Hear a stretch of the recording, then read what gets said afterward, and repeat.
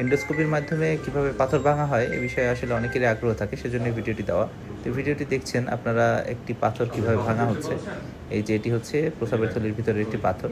এই মেশিন দিয়ে মূলত এভাবে ভেঙে গুঁড়ো গুঁড়ো করা হয়। তারপর এই টুকরোগুলো আমরা আমাদের আরেকটি মেশিন আছে সেটি দিয়ে নিয়ে আসি। তো এটি খুবই ব্যথামুক্ত একটি পদ্ধতি, খুব সহজভাবে এই পদ্ধতিতে যে কোনো ধরনের পাথর ভাঙার সুবিধা রয়েছে। যে রোগীর অপারেশন আপনারা দেখছেন ওনার নাম মিস্টার সুমন, উনি পটুয়াখালী থেকে এসেছেন। তো আসলে অপারেশনের পরের দিনই এই ধরনের কেসে আমরা ছুটি দিতে পারি, যেহেতু এটি সম্পূর্ণরূপেই ব্যথামুক্তভাবে পদ্ধতি, সুতরাং অপারেশনের পরের দিনই পেশেন্ট চলে যেতে পারে বাসায়।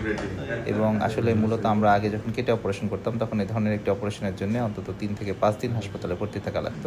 তো এখন জাস্ট আমরা অপারেশন করি, অনেক সময় রাতের বেলাও ছেড়ে দেওয়া যায় বা পরের দিন সকালবেলা আমরা রোগী ছেড়ে দিতে পারি এবং বেশ ভালো থাকে তারা, এবং রোগী নিজেই দেখেন কীভাবে অপারেশন হয়।